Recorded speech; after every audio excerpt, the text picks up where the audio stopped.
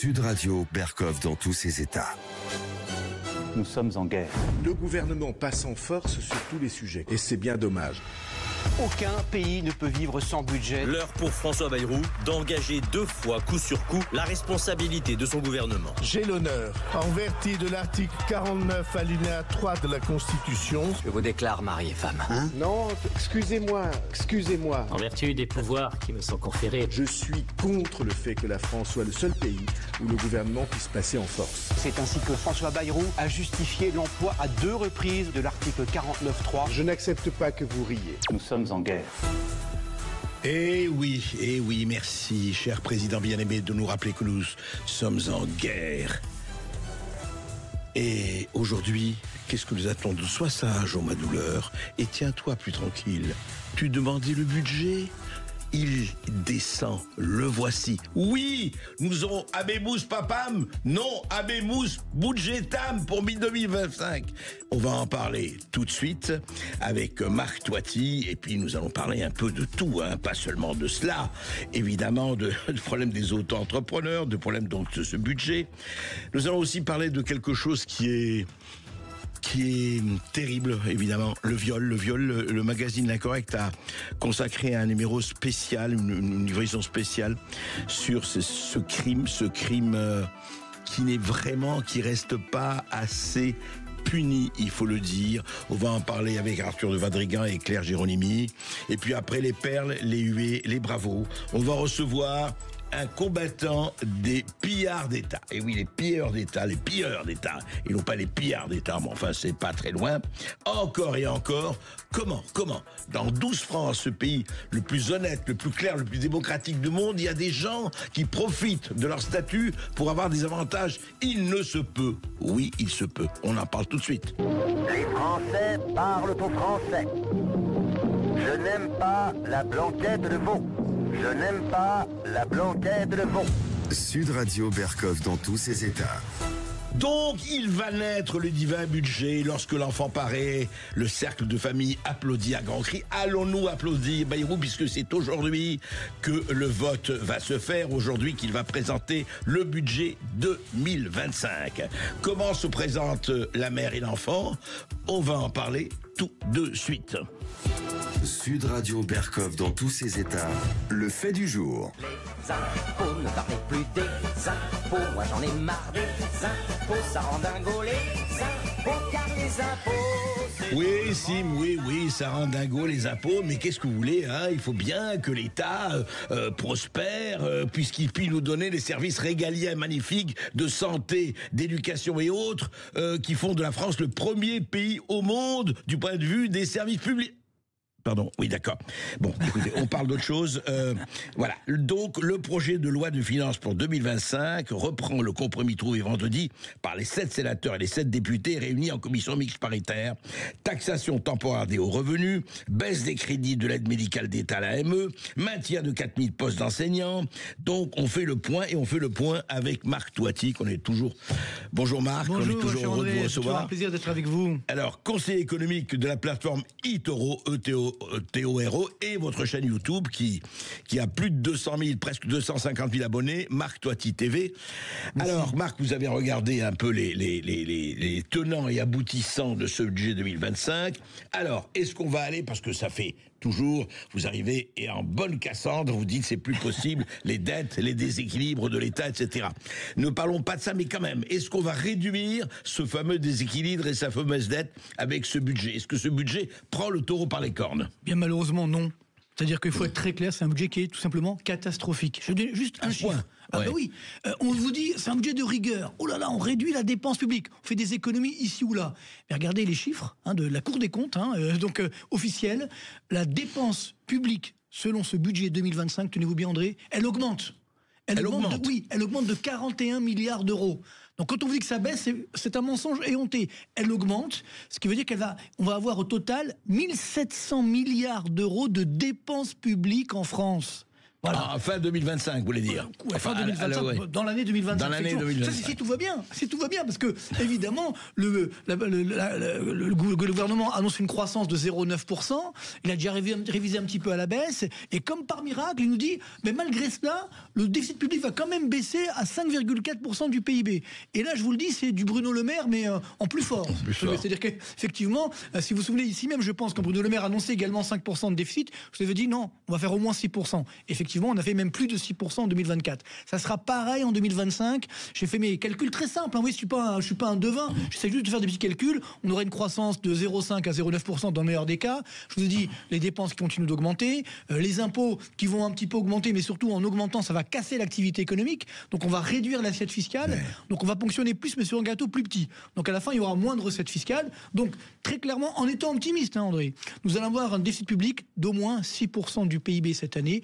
Et ce qui est dramatique, c'est que nous sommes d'ores et déjà en 2024, le numéro 1 de la zone euro. Il n'y a pas un pays dans la zone euro qui fait un déficit public supérieur à nous. Je ne parle même pas des dépenses. Là. On est numéro 1 du monde dans les dépenses. Mais sur le déficit public, et donc c'est là, on est la risée du monde, si vous voulez. Regardez, même l'Italie, qu'on jetait aux orties il y a encore quelques mois, l'Italie a réduit son déficit, on est à 3,5% du PIB. Et cette année, en 2025, ils ont voté une baisse de 30 milliards d'euros des impôts. Vous voyez, tous les pays du monde sont en train de baisser les impôts, sauf nous, on continue de les augmenter, on va pressuriser les Français, malheureusement, on va tout simplement, on va casser ce peu d'activité que nous avons. On a eu les chiffres la semaine dernière du PIB. Le PIB a baissé au 4e trimestre. Ça va continuer au 1er trimestre 2025. Donc nous sommes dans une récession et nous, on continue d'augmenter les impôts. C'est tout simplement dramatique. Mais alors je comprends pas. Alors ils disent, regardez, effort budgétaire demandé aux collectivités locales qui a été maintenu à 2,2 milliards d'euros. Les coupes dans des budgets de plusieurs ministères qui vont se chiffrer à plusieurs centaines de millions d'euros à chaque fois. Alors le budget des sports, oui, il a été sanctuarisé, lui. Alors, effectivement, d'ailleurs, c'est intéressant. Alors, il y a aussi la contribution exceptionnelle sur les bénéfices des grandes entreprises. Alors, je voudrais qu'on parle de ça. Oui. Ces contributions exceptionnelles, ces réductions, tout ça, c'est rien. Non, mais encore une fois, les réductions, c'est par rapport à ce qui était prévu. Ça veut dire, on avait prévu d'augmenter de X%. En fait, finalement, on va augmenter de X moins 0,3%. Donc, ça va quand même augmenter, mais moins que ce qui était prévu. C'est ça. Et quand, effectivement, en contribution à l'augmentation des impôts, encore une fois, ça, c'est le b.a.-ba de l'économie. Vous croyez que tous ces grands groupes vont se laisser faire? Ça, c'est très dangereux. Parce qu'évidemment, mais pas que les grands groupes, parce que, encore une fois, tout le monde va payer plus d'impôts. On dit, oui, c'est les grands groupes, mais qui va payer à la fin la facture? Ce sont évidemment les PME. On dit c'est les plus riches qui vont payer, mais non, c'est tous les Français. Ça va se répercuter. Exactement, oui, c'est ça le drame. Et donc moi, ce qui m'inquiète, c'est que tous les projets d'investissement aujourd'hui, je me balade beaucoup en France comme d'habitude, comme vous le savez, dans mes conférences. Je vois ce que me disent les chefs d'entreprise. On arrête nos activités, tous les carnets de commandes ont été gelés, etc. Donc nous avons un gouvernement qui est hors sol. Disons le mot. Il y a quelques jours, le ministre de l'économie a quand même dit qu'en France, il fallait baisser la rentabilité des entreprises. Oui, c'est intéressant. Nous avons des sommets historiques de défaillance d'entreprises. Chiffre de la Banque de France, on a quasiment 70 000 défaillances d'entreprises. Même les grandes entreprises sont concernées par les défaillances d'entreprises, donc ça veut dire des faillites, tout simplement. Et on nous dit non, il y a trop de rentabilité, il faut encore la baisser. Encore une fois, on ne parle pas des grands groupes, puisque pour les grands groupes, 80% de leurs profits sont faits à l'étranger. Moi, je vous parle des PME, des TPE françaises. C'est elles qui sont en danger, parce que quand un grand groupe, il n'investit plus en France, tous les fournisseurs, notamment les PME, les petites entreprises, évidemment, n'ont plus d'activité. Et donc ensuite, s'il y a des faillites d'entreprises, qu'est-ce qui se passe? Il y a du chômage. Regardez le chômage, là aussi, les chiffres viennent de sortir il y a quelques jours pour toute l'Union européenne. En France, le taux de chômage a augmenté à 7,8% au mois de décembre, alors qu'on est à 6,3% en moyenne dans la zone euro. On est numéro 5 de toute l'Union européenne en termes de taux de chômage. Et encore, ça c'est le taux de chômage de catégorie A. Si on prend tous les chômeurs, toutes les catégories, on est à 16,5%. Taux de chômage des jeunes, regardez les moins de 25 ans, on est à 20,4%. On n'arrête pas effectivement de nous dire oui, on fait des aides, etc. ici ou là. Taux de chômage des moins de 25 ans, donc 20,4%, l'un des plus élevés de l'Union européenne. C'est pas sérieux. Et malgré cela, on nous dit non mais tout va bien, le budget est passé, donc ça y est, la France est sauvée. C'est maintenant qu'elle va avoir lieu la sanction. Alors justement, alors regardez, parmi les innovations, en tout cas les adoptions d'un budget de 2025, il y a la hausse des frais de notaire, je le donne dans le désordre, le triplement de la taxe des billets d'avion, vous avez vu ça, le malus pour les autos thermiques, encore une fois, malus alourdi, TVA chaudière qui passe de 5,5 à 10%, taxe sur les transactions financières, et les grandes entreprises, donc le taux passe de 25 à 37%. Et avec tout ça, on n'y arrive pas. Non, parce qu'encore une fois, ce que j'évoquais tout à l'heure, c'est que tout ça, ça va casser l'activité économique. Donc, vous savez, c'est ce qu'on n'a pas en première année d'économie. J'ai été prof à la fac pendant pas mal d'années. C'est vrai qu'on dit aux étudiants, vous savez, si vous augmentez les impôts, surtout en France, on est numéro 1 du monde des impôts, vous l'avez dit tout à l'heure. Donc, si vous augmentez les impôts, vous allez casser l'activité économique. Donc, vous allez réduire ce qu'on appelle l'assiette fiscale. Donc, on va ponctionner plus, mais sur un gâteau plus petit. Donc, c'est joué d'avance. Là, ils font un calcul incroyable. Ils disent, voilà, on prend une masse de 100, on augmente les impôts de X% et on applique ça au 100. Mais non, parce qu'il ne va pas avoir 100, il va avoir 90. Parce qu'on va casser l'activité. Donc, on va ponctionner plus, mais, vous voyez, encore une fois, un gâteau plus petit. C'est du b.a.-ba. C'est du bon sens. Comment nos dirigeants, qui sont quand même très intelligents, n'arrivent pas à comprendre cela? Parce que justement, ils ne veulent pas réduire la dépense publique. Et c'est ça qui est dramatique, c'est que ces dernières années, qu'est-ce qui a le plus augmenté dans la dépense publique? C'est même pas le social. Ce sont les dépenses de fonctionnement. Absolument, qui vous l'avez dit. Vous 16%, je le dis à chaque fois. Mais ça, c'est dramatique parce que quand on est un ménage ou une entreprise, eh bien, si on a des difficultés financières, là aussi, c'est du bon sens. On réduit ses dépenses de fonctionnement, on va moins au resto, etc. Là, non, c'est l'inverse. On les augmente davantage. En fait, Bayrou, il fait du Barnier, c'est Barnier, quoi. C'est un peu la même chose. Il va plus loin, parce que. Mais encore une fois, moi, ce qui me choque, parce que encore une fois, on avait soi-disant un gouvernement de centre droit. Alors, je ne sais pas trop ce que ça veut dire, le centre droit. Mais le problème, c'est que là, disons-le, c'est un budget très marqué à gauche pour faire plaisir au PS. Donc, on va continuer comme ça à combien de temps? Parce que là, justement, à vouloir faire plaisir à tout le monde, on va faire plaisir à personne. Et c'est ça qui m'inquiète aujourd'hui. Parce que les résultats, pour éviter une motion de censure, on est en train de sacrifier finalement l'avenir de la France. Encore une fois, je le répète, la France est le seul pays qui ne tient pas ses engagements et le seul pays à avoir un déficit public aussi élevé. Et donc la sanction, ça ne sera pas la motion de censure. La sanction, ça va être dans quelques semaines, peut-être quelques mois maximum, la dégradation de la note de la France. On va tomber à simple A. Et là, par rapport aux investisseurs étrangers et autres, on sait très bien ce que ça va donner. Même pour les Français, les taux d'intérêt vont augmenter, ce qui va évidemment casser l'activité économique. Et j'ai envie de dire, c'est triste à dire, mais peut-être que c'est ce qu'il nous faut pour qu'on comprenne ce qui est en train de nous arriver. Nous fonçons dans le mur, on y est presque. En fait, c'est atterrissage en crash. Moi, j'aimerais éviter ça. Moi, ça fait 25 ans que j'ai vu tous les dirigeants français, je leur ai toujours dit, bon, ça serait bien qu'on se réforme dans la douceur, sinon on va le faire dans la douleur. Voilà. Et comme on n'a pas pu le faire dans la douceur, on n'a pas voulu le faire. Peut-être qu'il serait pas mal d'avoir quelques chefs d'entreprise dans ces gouvernements politiques. Oui, non, c'est surtout, encore une fois, du bon sens. Parce qu'il faut également, je dirais, un contact avec le terrain, c'est très important. Bien sûr. Il faut réduire massivement toutes ces dépenses publiques et surtout faire preuve de bon sens. C'est ça qui aujourd'hui est dramatique quand on voit que malheureusement, c'est encore une fois nos petites entreprises, nos PME qui vont souffrir. Mais alors, il y a aussi, je voudrais parler de ça quand même, les auto-entrepreneurs. Nos vont souffrir. De ça quand même. On a eu une radio là-dessus. On peut dire ce qu'on se met.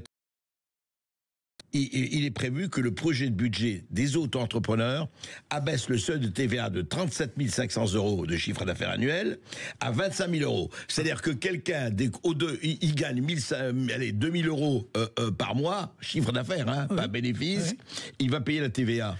Mais c'est quoi cette histoire? C'est-à-dire qu'en fait, jusqu'à présent, il y avait une sorte de franchise de TVA, et donc jusqu'à 37 000 €, même 85 000 € pour les activités d'achat-revente, et à ce moment-là, il n'y avait pas d'obligation. Ni de faire payer la TVA au client, ni de la déclarer, donc de la reverser. Parce que la TVA, comment ça se passe? En fait, le consommateur paye ou le client paye, après on reverse ça à l'État. Là, il n'y avait pas besoin de le faire. Donc ce qui veut dire que si maintenant on abaisse le seuil donc à 25 000 € pour tout le monde, donc tout le monde, beaucoup d'auto-entrepreneurs, ça va être la douche froide. Donc soit ils répercutent les 20% de TVA sur les prix de vente. Donc ça veut dire que ils facturent 25 plus TVA, ou alors ils gardent leur même prix, mais ça veut dire que eux vont devoir payer les 20%. Donc dans tous les cas, ça va être compliqué, parce que justement le statut d'auto-entrepreneur, alors il y avait aussi parfois, disons-le, il y a eu des arnaques aussi. Certains ont créé des entreprises comme ça un petit peu. Enfin, la plupart honnêtement ont fait autre chose. Exactement. Mais ce que je veux dire par là, c'est que encore une fois, c'est de la schizophrénie, parce que d'un côté, on veut favoriser justement les auto-entrepreneurs, et puis de l'autre côté, finalement, on est en train de leur dire non, on va vous empêcher finalement de vous développer. Donc c'est vrai que c'est assez dangereux, mais ça montre encore une fois la panique. C'est comme ils n'ont pas de courage, mais ils n'ont pas le courage de réduire vraiment la dépense. Dites-moi pour d'autres professions, parce que là on dit 37 500 € pour les auto-entrepreneurs, mais il y a des professions qui ont un chiffre d'affaires qui ne payent pas la TVA pour un chiffre d'affaires supérieur, m'avez-vous dit, Marc Toiti. 85 000 € pour les activités d'achat-revente de marchandises, 50 000 € pour les avocats, les artistes, interprètes et les auteurs. Donc, intéressant. Oui, c'est intéressant. Donc c'est jusqu'à 50 000 €, les artistes, interprètes, les auteurs et les avocats ne payent pas de TVA. Voilà, c'est-à-dire ils n'ont pas à récolter ou à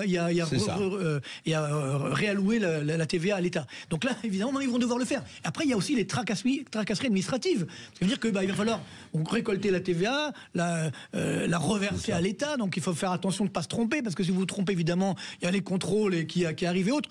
Bon, enfin, c'était pas le but de l'autre entrepreneur, justement. C'était de faciliter justement la création d'entreprises. Je regardais les chiffres, il y a quand même aujourd'hui 2,8 millions d'auto-entrepreneurs en France. Donc ça concerne beaucoup de monde. 2,8 millions, c'est énorme. Ah oui, c'est énorme. Vous imaginez, ces 2,8 millions, s'ils font à partir de 25 000 €, qu'ils le sachent, ils vont devoir payer la TVA. Ah oui, c'est comme ça qu'on fait la confiance dans ce pays. C'est comme ça, on n'a pas de la confiance. Mais pour tout vous dire, voilà, en venant ici, j'ai pris un taxi qui, lui, donc est auto-entrepreneur. Il me l'a dit. Il est au courant. C'est-à-dire que, donc il dit comment on va faire. Donc c'est simple. C'est-à-dire que là, on s'attaque au quotidien, effectivement, des Français. Et c'est ça qui est dommage, que disait Pompidou il y a très longtemps, les 60, il faut arrêter d'emmerder les Français. Exact. Et nous, on n'a toujours pas compris. C'est-à-dire que, encore une fois, ce que veulent les Français, enfin, au sens large, c'est pas des aides, c'est pas des dépenses ici ou là. Non, c'est qu'on les laisse vivre, qu'on nous laisse entreprendre, qu'on nous laisse finalement réussir. Mais le drame, c'est que voilà, on le voit en France, la réussite n'est pas valorisée, et on n'arrête pas justement de dire voilà, il faut faire payer les riches, etc. Mais je vous rassure, non, je vous inquiète. Malheureusement, à la fin, c'est pas les riches qui payent. Oui, c'est toujours la classe moyenne. Ils vont se débrouiller, la classe moyenne qui s'appauvrit d'année en année. Et ça, c'est quand même le résultat d'une politique dramatique. C'est pas qu'aujourd'hui, ça fait des décennies que ça dure. Et donc, c'est ça qui est très triste. Regardez, tous les pays aujourd'hui du monde sont en train de baisser les impôts. Je parle même pas de Trump qui va baisser l'impôt sur les sociétés à 15%. Attendez, il veut même supprimer l'impôt sur le revenu. Oui, bon, ça, on verra. Ça, c'est autre chose. Mais bon, à la rigueur, mais je pense qu'il faut quand même un petit peu d'impôt. Ils vont presque trop loin, les Américains. Pareil sur les dépenses publiques, ils sont à 37% du PIB, ils veulent encore les descendre. Nous, on est à 57% et on veut encore les augmenter. Vous avez vu ce qu'il a dit à Bernard Arnault. Venez chez nous, là. Mais d'ailleurs, le groupe d'LVMH est déjà aux États-Unis, il faut bien le savoir. Mais ce que je dis pas là, c'est que quand vous allez aujourd'hui, vous prenez les États-Unis, mais il n'y a pas que les Américains. Tous les pays européens, vous prenez le Portugal, vous prenez l'Italie, vous prenez évidemment l'Irlande, mais ça c'est un cas particulier, sont en train de réduire les impôts. Et quand vous faites le comparatif avec ce qui se passe dans l'Union européenne, vous regardez la Bulgarie, etc., des pays comme ça, qui font tout pour attirer les investisseurs étrangers. Restez avec nous, on va faire une petite pause, mais après nous avons des auditeurs, évidemment ça appelle beaucoup Marc Toiti pour entendre cette douce France, cher pays de nos finances. À tout de suite. Sud Radio Berkov dans tous ses états, midi 14h. André Berkoff. Et oui, le divin budget que nous a étendu et qu'autopsie Marc Toiti, le docteur Marc Toiti, très très connu pour ses activités chirurgicales, nombreuses et variées. Voilà, alors, on essaye. Alors on a, je crois, Vous avez deux appels, André. Le premier, c'est Léo, Aix-en-Provence. Léo, bonjour. Bonjour. On vous écoute, Léo. Bonjour. Oui, bonjour. Merci de me recevoir à l'antenne, André Berkoff, et merci à Marc, que je suis aussi un peu à travers sa chaîne YouTube. Merci beaucoup, Léo. Pour les sujets qui sont abordés. Donc, moi, je suis coach sportif dans le sport et dans le bien-être sur Aix-en-Provence. Donc, je suis en micro-entreprise, ce qu'on appelle plus communément auto-entrepreneur. Oui. Et je rejoins vraiment Marc sur ce dont il a parlé avant. C'est-à-dire que pour beaucoup dans l'auto-entreprise, on est dans le service. C'est-à-dire qu'on vend notre temps de travail, donc on n'a pas de matières premières sur lesquelles on peut déduire de la TVA, etc. Oui. Jusqu'à présent, on avait un plafond de TVA à 37 500 €, ce qui n'était pas énorme non plus, mais bon, pour quelqu'un qui travaille seul, ça permet quand même de dégager un revenu intéressant sans avoir à payer la TVA. Là, en descendant à 25 000, ça nous étouffe complètement. 25 000 €, ça fait un peu plus de 2 000 € par mois. Mmh. Pour ceux qui sont au forfait, vous enlevez 23% de charges URSSAF, vous calculez ce qui reste, 1 500 et quelques euros. Ouais, c'est pas mal, ouais. C'est terrible. Ça fait des petits revenus, surtout que nous, on n'a pas de congés payés, on n'a pas de choses comme ça, on travaille quand même beaucoup. Donc ça a vraiment étouffé notre activité et il va y avoir plusieurs scénarios possibles. En fait, c'est soit on répercute la TVA sur nos tarifs. C'est ce qu'a dit Marc Toiti, oui. voilà, 20% d'inflation sur les tarifs de toutes sortes d'auto-entrepreneurs dans toutes sortes de secteurs, Bien et sûr. les clients particuliers vont pas pouvoir suivre, c'est trop. Soit inversement, on n'augmente pas nos tarifs, mais on perd 20% de nos revenus, ce qui est énorme. On peut pas diminuer le revenu de quelqu'un de 20% comme ça du jour au lendemain. C'est quelque chose d'inconcevable.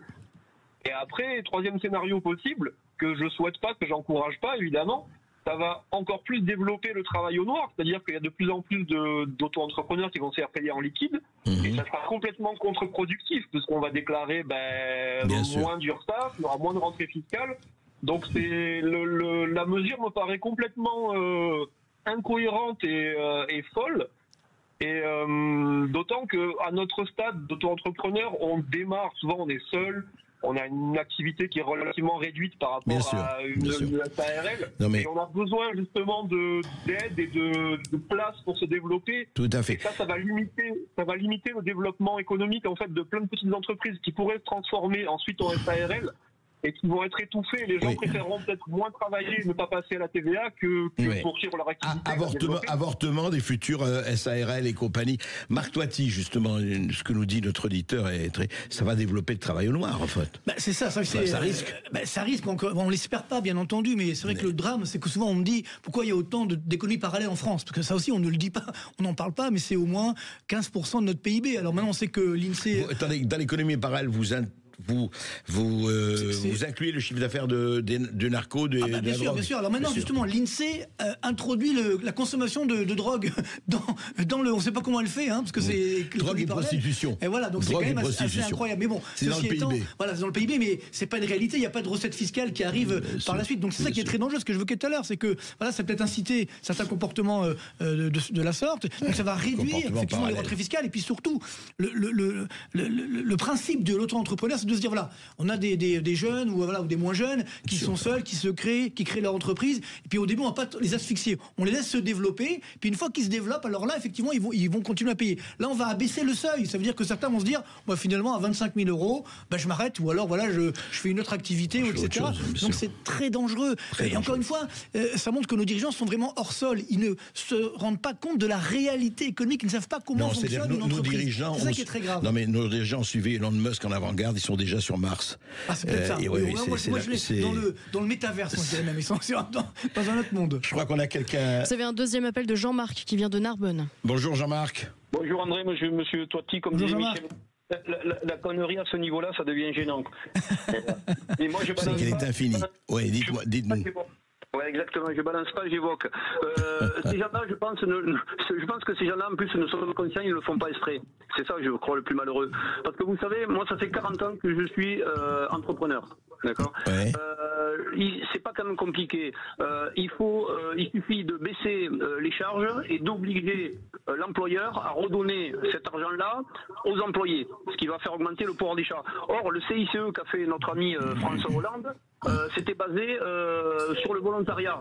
Donc l'humain est ainsi fait que personne n'a redistribué aux employés. Ça a servi, c'était par rapport aux grosses boîtes. Donc ça a servi aux grosses boîtes. Et en plus, il faut dire quand même aux auditeurs, monsieur Toiti, vous devez le savoir, qu'il y a beaucoup de grosses boîtes qui touchent des subventions.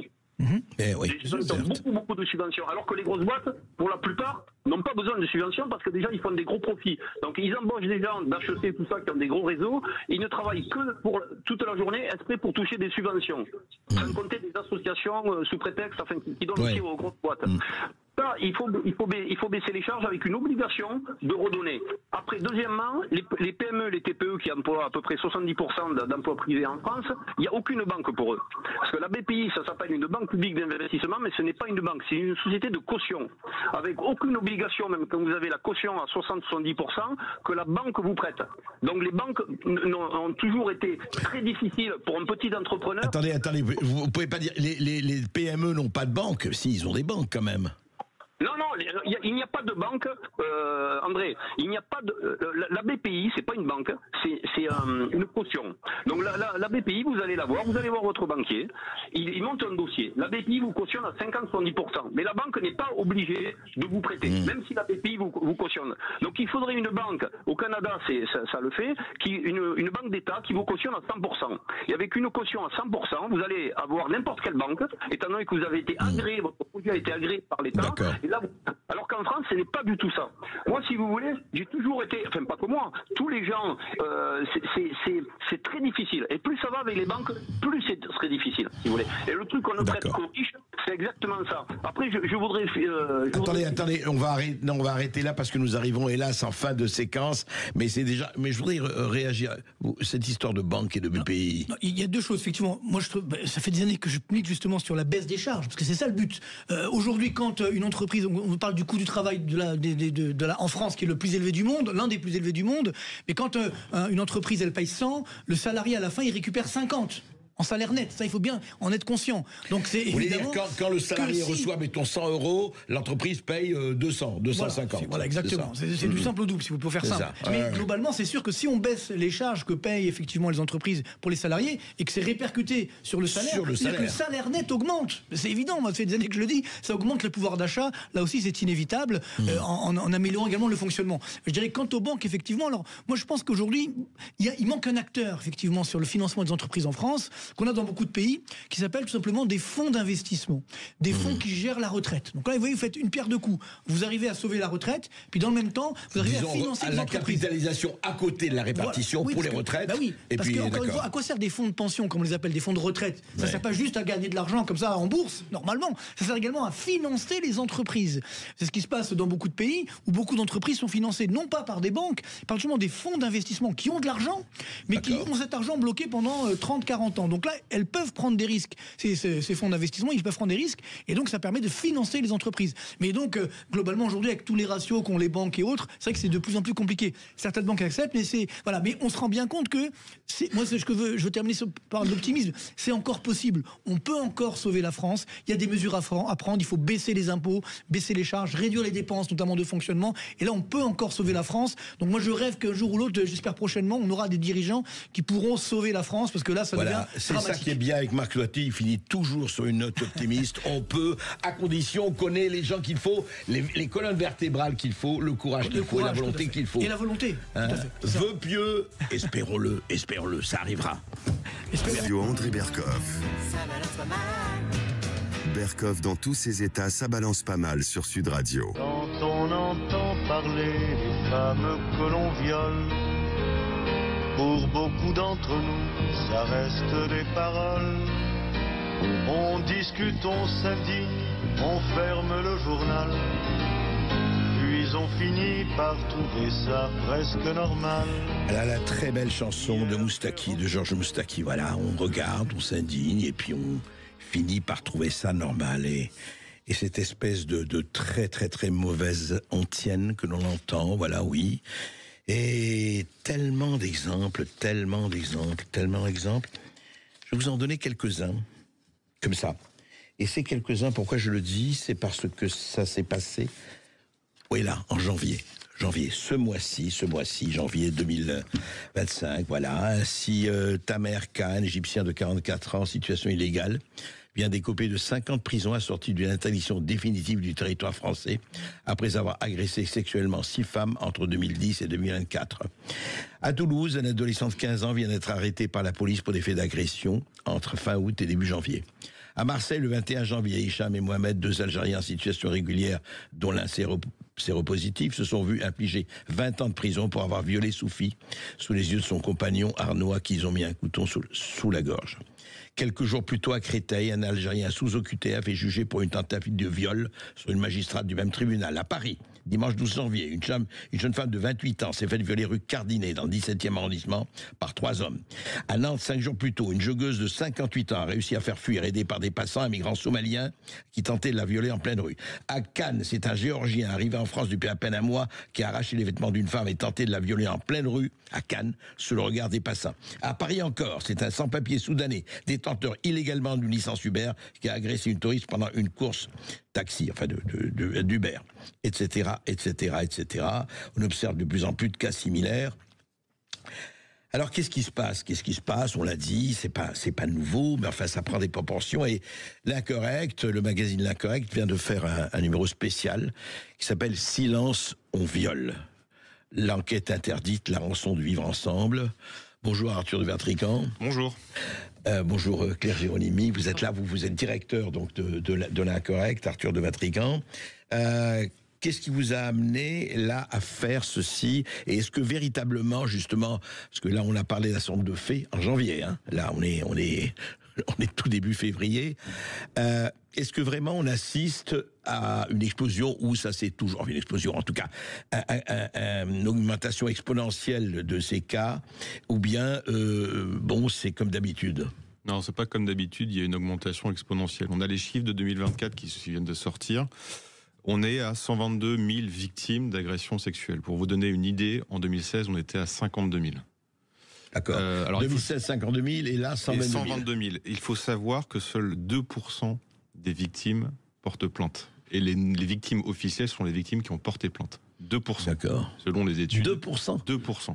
Pourquoi 2% des femmes entre 18 et 74 ans portent plainte après une agression. D'accord. C'est les informations du ministère de l'Intérieur qui ont fait une enquête en 2022-2023. Donc, je vous laisse imaginer le reste. Le reste, exactement. Et là, vous avez listé des faits qui sont plus des faits de société, ce sont plus des faits divers, pardon, ce sont des faits de société, parce que c'est le procès c'est le même, les victimes sont les mêmes, et malheureusement les bourreaux ont des profils qui sont malheureusement qui se ressemblent de plus en plus. Et là, ce sont juste quelques exemples en janvier. Mais des exemples comme ça, il y en a des dizaines et des centaines par jour, en fait. C'est ça la réalité. De l'agression au viol. Donc on a une explosion de ces chiffres-là. Et surtout, ce qu'on a, c'est que on arrive à la fin du rêve diversitaire. Le rêve diversitaire dont on a parlé, vendu. Oui, la rencontre des cultures, le métissage des cultures. C'est le cauchemar. On a eu le plus grand scandale du XXIe siècle en Angleterre. Vous l'avez tous suivi, l'affaire des grooming gangs. En France, on n'est pas pareil. C'est pas un système mafieux. Non, bien sûr. Il faut rappeler juste Arthur de Vatrigan. Oui. On en a parlé déjà, mais c'est une histoire terrible.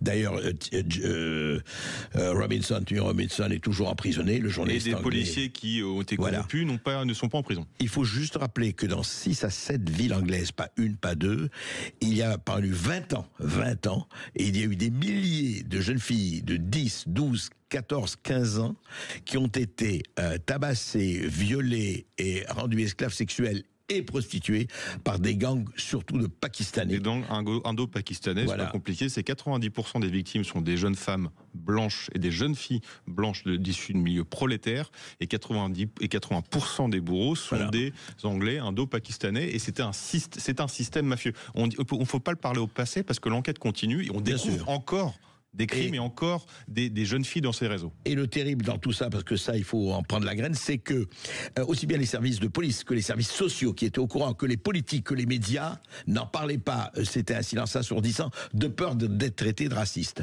de peur d'être traités de discriminateurs. C'était ça aussi. Et vous aviez des élus indo-pakistanais qui ont profité de leur statut d'élus dans les villes pour installer ce réseau mafieux. Vous avez des policiers qui n'ont pas été condamnés, alors que l'IGS de là-bas, je ne sais plus le nom anglais, c'est l'IGS de là-bas, avait prouvé qu'ils étaient coupables. Il y a des enquêtes qui ont été un lanceur d'alerte en 2023 anglais, un journaliste a expliqué que l'IGS local avait avait reçu la consigne de ne pas enquêter sur les supérieurs. Mais la preuve, c'est qu'on va jusqu'à incriminer et sanctionner et même emprisonner des gens qui, sur Facebook ou ailleurs, ont exprimé leur réprobation, voire leur indignation là-dessus. Exactement. Mais Arthur de Vatrigan, je voudrais revenir effectivement là, on sait ce qui se passe en Angleterre, terrifiant. Je voudrais revenir à la France.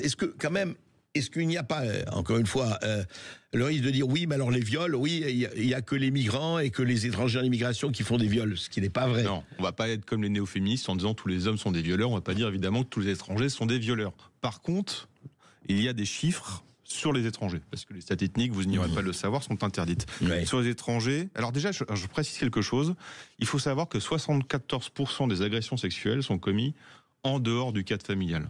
C'est pas du tout ce qu'on entend dans la presse. On entend le contraire. On entend le contraire. On dit que la majorité des viols, ça c'est intéressant, sont commis dans le cadre familial. 74% en dehors du cadre familial. Chiffre, quelle source? C'est les chiffres du ministère de l'Intérieur. Et si on veut aller en disant, ok, très bien, on va prendre le chiffre des violences intrafamiliales, la part des étrangers est surreprésentée, 18%. Déjà, si vous voulez sur Mais déjà sur les affaires de viol, vous dire, enfin, d'agression sexuelle. 74% des violences sexuelles enregistrées sont commises en dehors du cadre familial. Ensuite, sur les stats des étrangers, c'est-à-dire les étrangers, ce sont des gens qui n'ont pas de papier français. Ce ne sont pas les binationaux. C'est ça. Voilà. Qui n'ont pas de papier français. On est à 16%, c'est la part des étrangers qui ont commis des violences sexuelles. On est à peu près à 8% en France, d'étrangers, de la population. En Ile-de-France, vous êtes à 28% d'étrangers qui ont commis des violences sexuelles, et vous êtes à 60% d'étrangers qui ont commis des violences sexuelles dans les transports. Dans les transports. Dans les transports, en commun. Qui sont évidemment des lieux de prédilection, malheureusement. C'est donc, du côté des étrangers, les statistiques sont là, il y a une surreprésentation, avec en tête des étrangers africains et algériens. Ça, tous les chiffres sont officiels, on les trouve facilement au ministère de l'Intérieur. Mais là, c'est intéressant, où ce qu'il faut savoir, c'est, ok, mais qui sont les autres ? Qui sont les autres ? Et là, vous avez des faits, des témoignages de victimes, de police, ils sont tous unanimes.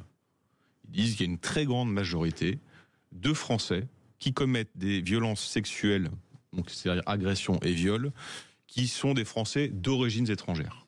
Voilà, ça c'est factuel. Après, on peut dire, bon, les stats ethniques sont interdites, on sait tous pourquoi, on veut cacher la vérité, donc on interdit, mais c'est pas interdit chez nos voisins. Alors prenez l'exemple des Pays-Bas. Aux Pays-Bas, les immigrés, descendants d'immigrés non occidentaux sont 4 fois plus impliqués que les Néerlandais de souche, comme on dit. Au Danemark, c'est 10 fois plus condamné. Bon, on se dit, est-ce qu'il y a une exception néerlandaise, une exception danoise, et nous, on échapperait à ça ? Je ne crois pas. Ensuite, il y a quelque chose qui est assez effrayant, c'est, vous savez, on classe maintenant les régions, les départements par quartier dite reconquête républicaine, quartier à risque. Bon, il y a une explosion des violences sexuelles dans les quartiers dits de reconquête républicaine. Voilà. Et on connaît tous ces quartiers-là, à quoi ça fait référence. Un autre exemple, ce sont les fêtes tournantes.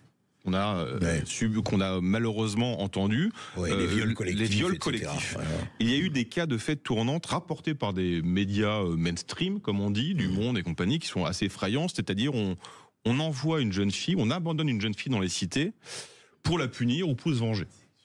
Ça, c'est rapporté. Il y a un exemple, c'est Milly, dont le procès a débuté il y a 1 an, je crois, qui a été, pour une banale histoire de vengeance, jetée dans un quartier, dans une cité du Val-de-Marne. Elle a été violée, souillée, comme vous l'imaginez. Le Monde raconte ça, et qu'est-ce qu'ils disent ? Ils disent, les violeurs, comme ils sont mineurs, on change les prénoms. Alors, c'est pas Enzo, c'est pas Kevin et Matteo, parce que ça n'existait pas à l'époque, c'est Enzo, Antoine et Kylian. Qui va croire qu'il y a Enzo, Kylian et Antoine majoritairement dans les cités ?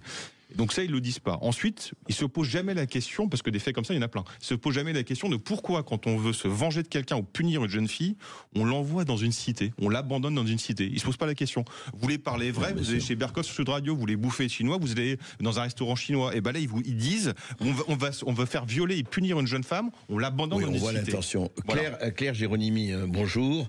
On vous avait déjà reçu et vous avez été vous-même victime de viol. Quand vous regardez ce qui écrit l'Incorrect et vous écoutez Arthur de Vatrigan, mais vous dites oui, c'est comme ça. Enfin, comment vous réagissez à cela ? Mais c'est pas étonnant, tous ces chiffres. Bon, je les connais déjà parce qu'avec l'association, justement, on regarde tous ces chiffres-là. Votre association, oui. Mon association qui s'appelle Éclat de Femmes. Éclat de Femmes, absolument. Et d'autant plus que j'ai reçu beaucoup de témoignages de victimes qui se font agresser. Là, par exemple, il y a une maman d'une fille victime. Alors, cette fille est autiste et elle s'est fait violer par un Algérien sans papier.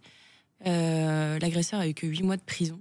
Et il y a plein d'histoires comme ça tous les jours. Il y a des familles de victimes, des victimes qui m'appellent et qui me disent « aidez-nous » parce qu'en fait, on n'en peut plus, quoi. On n'est plus du tout en sécurité. Vous avez beaucoup de témoignages, vous recevez beaucoup de témoignages. Bien sûr, je reçois énormément de témoignages et c'est également pour ça que on sent aussi que les femmes sont en insécurité. C'est également pour ça qu'avec l'association, on propose des cours de self-défense et on le voit justement, on croule sous les demandes de réservation, comment on peut utiliser une bombe lacrymogène, comment on peut se défendre justement dans la rue, qu'est-ce qu'il faut faire, les petits gestes du quotidien pour pouvoir se sauver, en fait, sauver notre peau.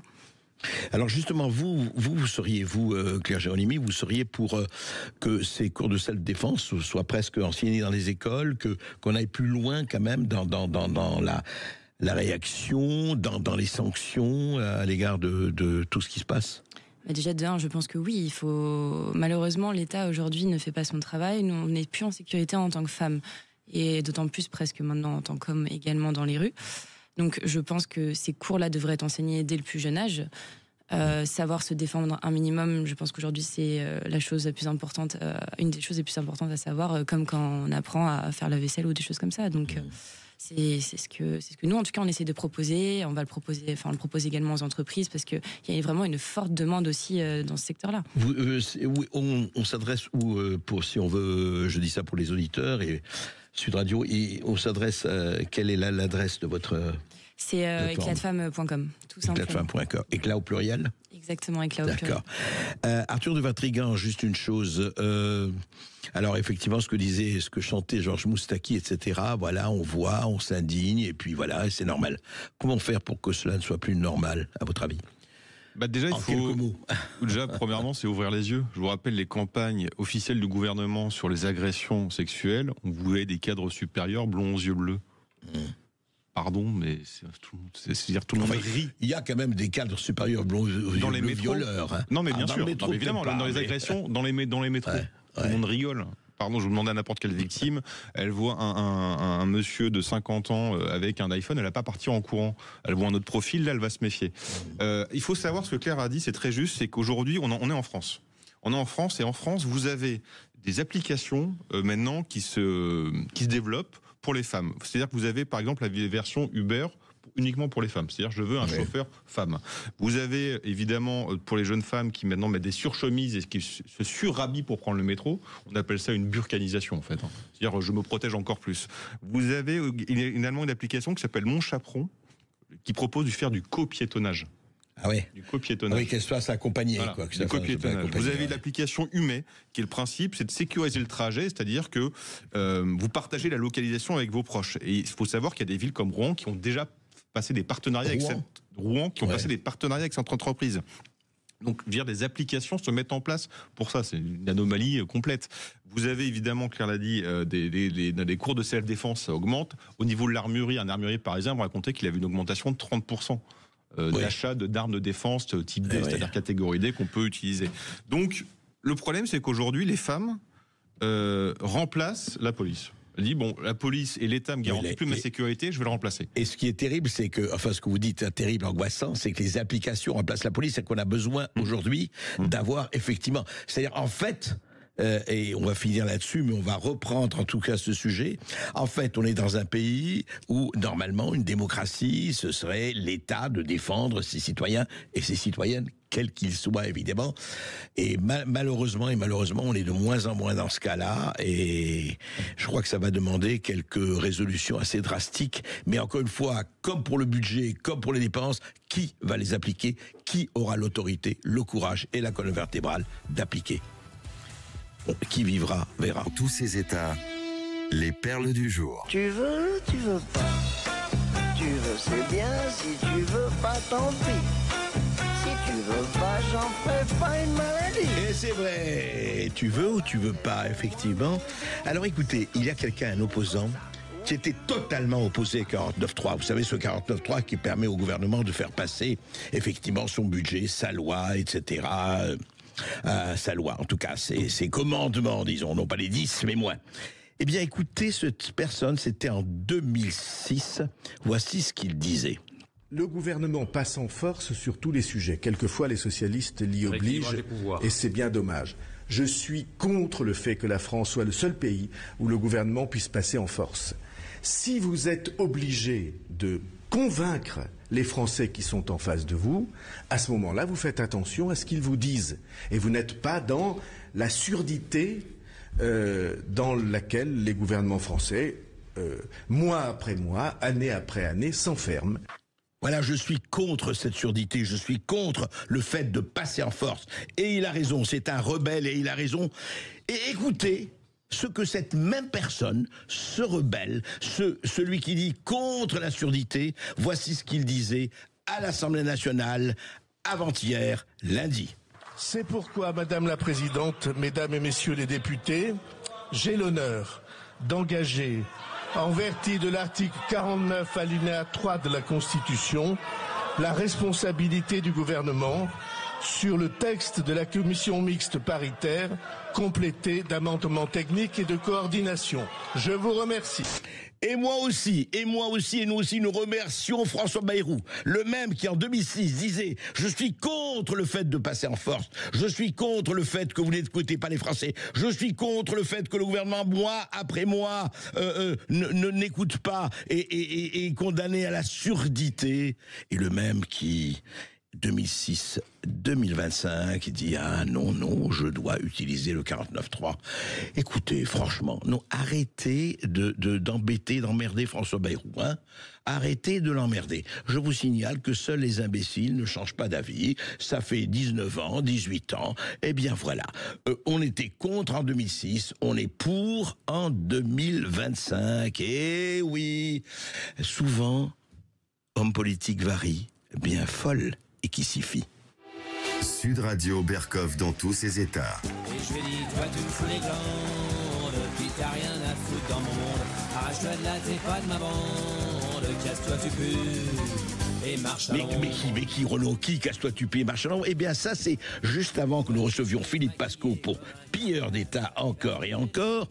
Eh bien voilà une petite nouvelle qui a dû le plonger à Philippe Pasco et à nous-mêmes, en tout cas dans un plaisir total. De quoi s'agit-il? Eh bien, les anciens premiers ministres et présidents de la République vont finalement garder tous leurs avantages. Et oui, le Sénat pourtant l'avait décidé autrement. Mais le Premier ministre François Bayrou et les députés ont décidé de maintenir ces avantages, notamment le chauffeur et la voiture de fonction, 7 jours sur 7. Voilà, le 22 janvier, je rappelle très rapidement, le 22 janvier dernier, le Sénat s'était accordé pour mettre un frein aux avantages des 16 anciens premiers ministres dont les crédits ont augmenté, dont 11% entre 2022 et 2023, et leur nombre de 3. Hein. Alors, fini la voiture avec chauffeur, et du secrétariat pour les ex-chefs du gouvernement, alors que certains, comme Édith Cresson ou Édouard Balladur, en profitent depuis 30 ans. Pour les anciens présidents François Hollande, Nicolas Sarkozy, le Sénat entendait réduire les effectifs du cabinet de 7 à 3 membres, 7 membres, hein, à 3 membres, et les agents de service de 2 à 1, les policiers qui les surveillent, 5 ans après le départ de l'Élysée.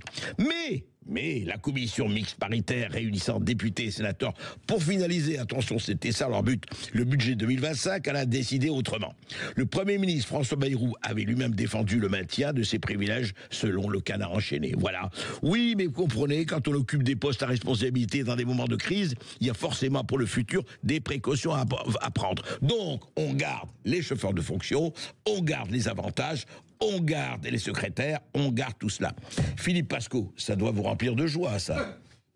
Ça me remplit de joie, mais bonjour André, bonjour les auditeurs.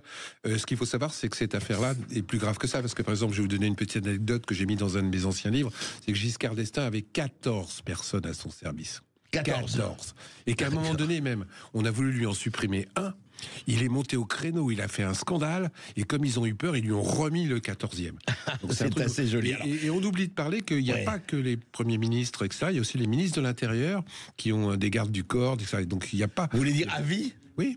Les ministres de l'Intérieur aussi? Ben oui. Ah ouais, intéressant. Ça peut se comprendre pour les ministres de l'Intérieur. Ceci dit, il y en a quelques-uns qui abusent. Oui. Alors on va parler de Philippe Pasco, pilleur d'État, qui vient de paraître tout de suite après cette petite pause. Sud Radio. Sud Radio. Parlons vrai. Parlons vrai. Sud Radio. Parlons vrai. Et ça continue encore et encore.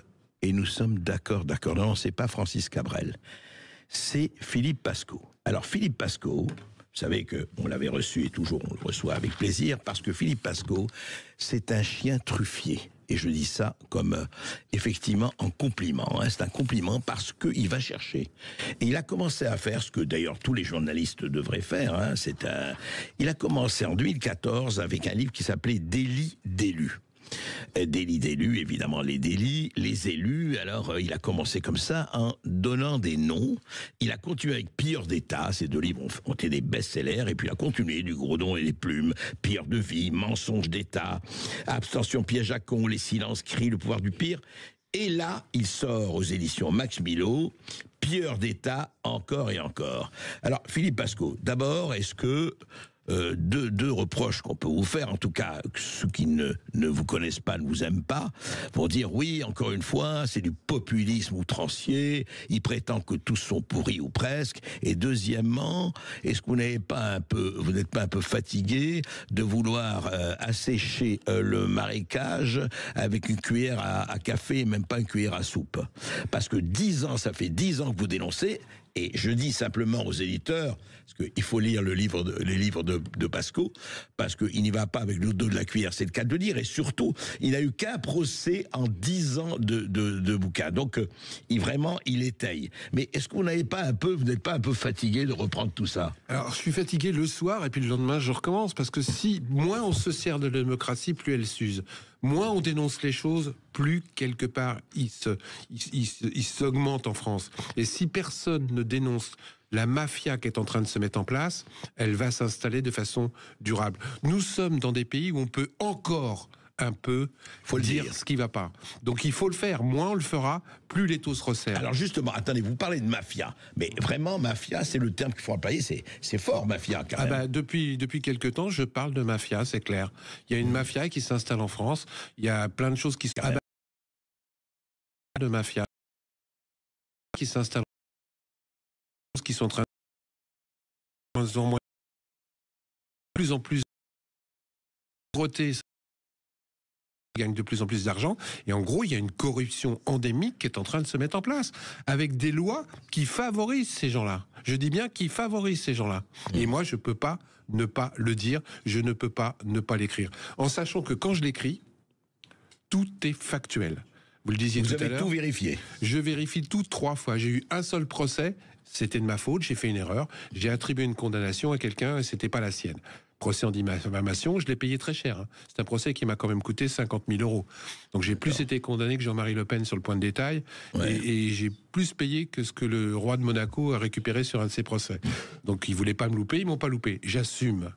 Un procès sur les 1800 noms que j'ai mis. Aujourd'hui, si les gens ne se réveillent pas, la mafia s'installe en France. Alors, on va en parler juste après cette petite pause, et on va inventorier, justement, on va prendre des exemples, parce que vous dites loi, corruption, etc.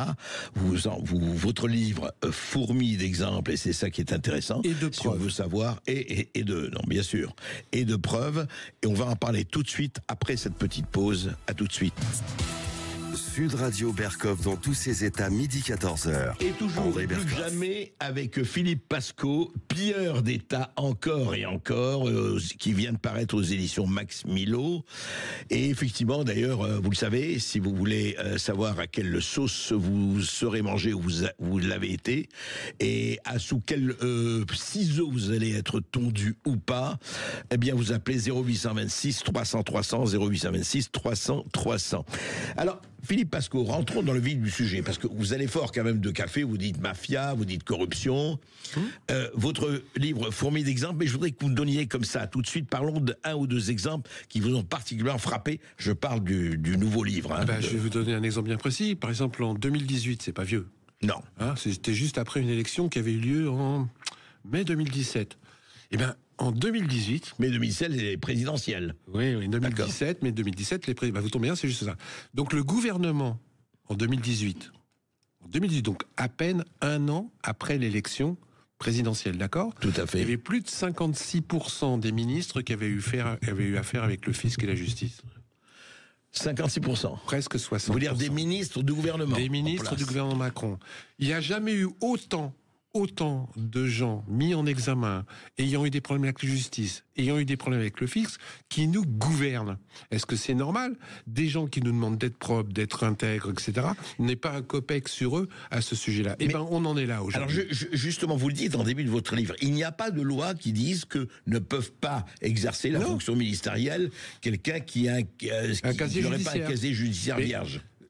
Je suis bien placé pour le savoir, c'est moi qui ai mis en place la pétition pour que les élus aient un casier judiciaire vierge pour se présenter. J'ai référencé en 2013 396 métiers où on exige un casier judiciaire vierge pour travailler. Si vous n'avez pas un casier vierge, vous ne pouvez pas travailler. Il y a même des métiers aujourd'hui où vous êtes obligé de le présenter tous les ans. Tous les ans. Avocats, pompiers, ambulanciers, femmes de ménage, maintenant presque, ça, il faut un casier vierge. Pour travailler dans une mairie, André, il vous faut un casier vierge. Pire, si vous êtes fonctionnaire et condamné, délit grave, hein, pas le permis de conduire, pas une bêtise sur la route, hein, on peut vous renvoyer de la fonction publique et vous supprimer votre retraite.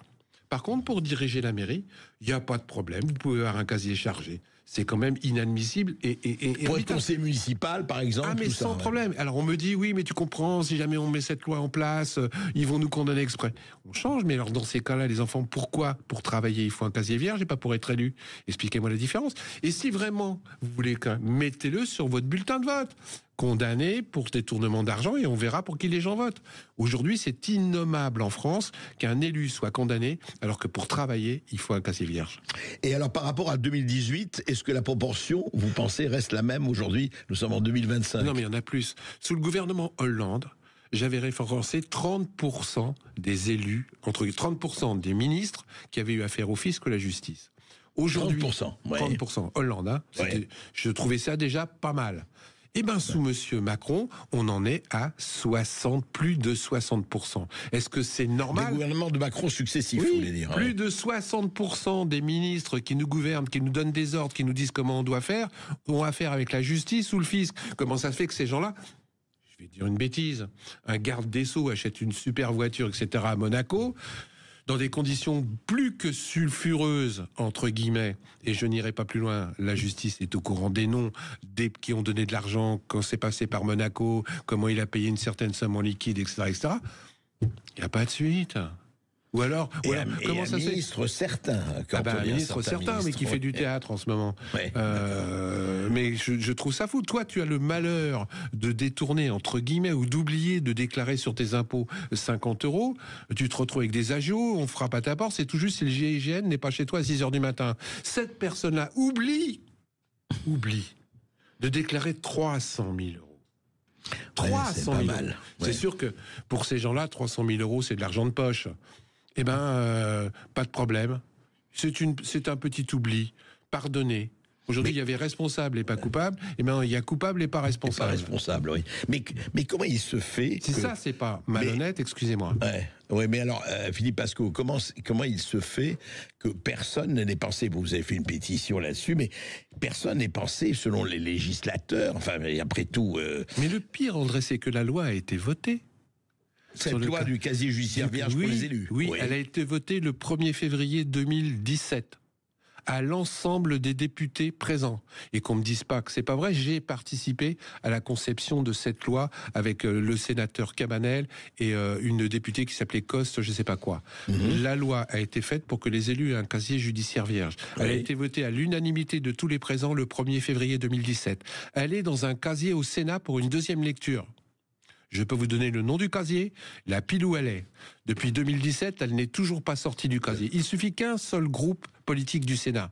Vous voulez dire que ça a été voté par l'Assemblée et pas par le Sénat, et c'est enfermé dans une... C'est dans un casier au Sénat. Donc elle existe, cette loi-là. Et en plus, M. Macron et M. Bayrou, à qui j'en veux beaucoup, puisque c'est eux qui ont complètement évacué cette loi-là, pourraient très bien s'en servir. Mais ils nous disent que c'est pas constitutionnel.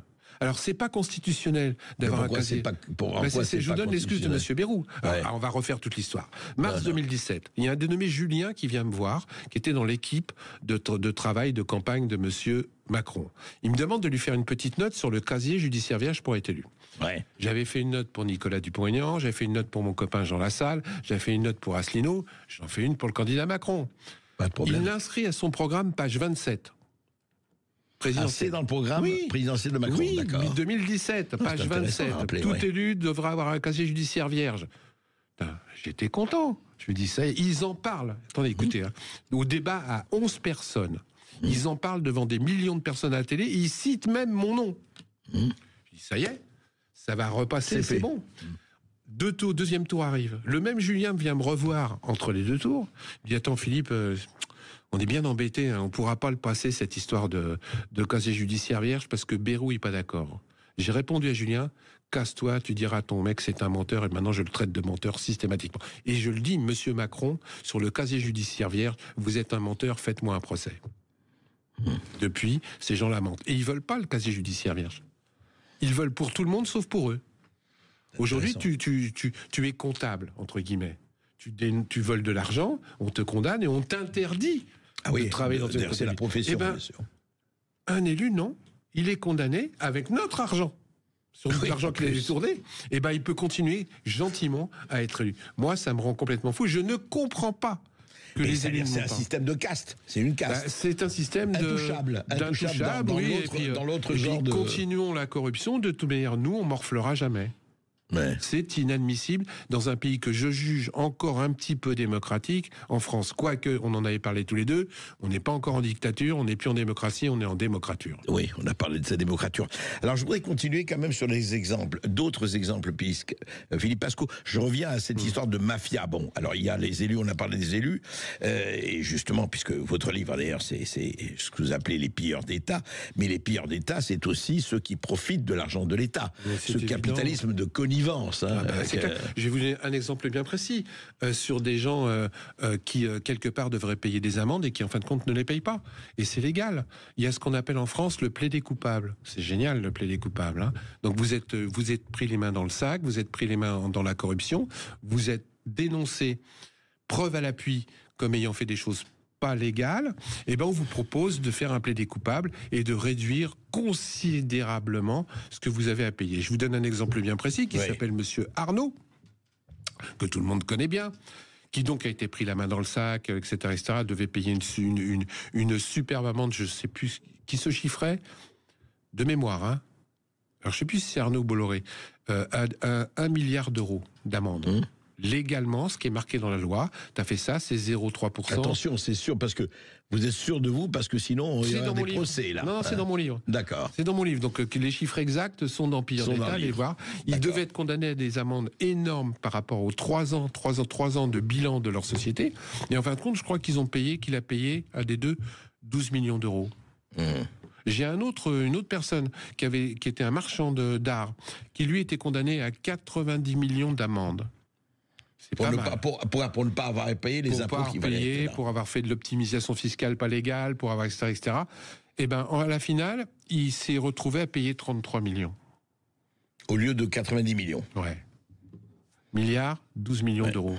Et avec ce plaidé coupable, entre guillemets, non seulement vous êtes plus condamné juridiquement pour votre société, mais il n'y a plus de poursuite pénale non plus.